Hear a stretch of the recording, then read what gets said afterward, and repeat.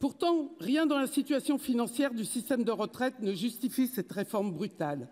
Des recettes qui proviennent de moins en moins des employeurs, le gouvernement amplifiant la politique d'exonération des cotisations sociales largement contestée pour ses effets sur l'emploi, qui coûte au budget de l'État l'équivalent de 7 fois le déficit du système des retraites. Le déficit se creuse aussi par la politique d'austérité dans la fonction publique, où la baisse des effectifs, le gel du point d'indice passé et programmé signifie une réforme des retraites à bas bruit, car si aucun décrochage de la masse salariale des fonctionnaires n'était organisé, le déficit serait diminué de 3 milliards à l'horizon 2030.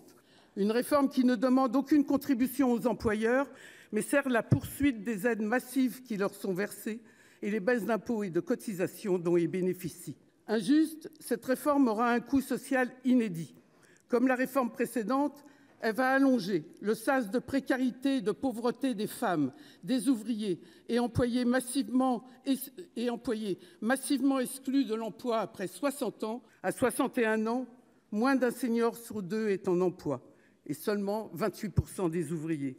Le chômage s'est aggravé pour ces seniors suite à la précédente réforme et près d'1 million y sont depuis plus d'1 an avec très peu de chances d'en sortir. Avec votre réforme, le risque d'une durée de retraite de moins de 10 ans concernera plus de 40% des hommes les plus modestes.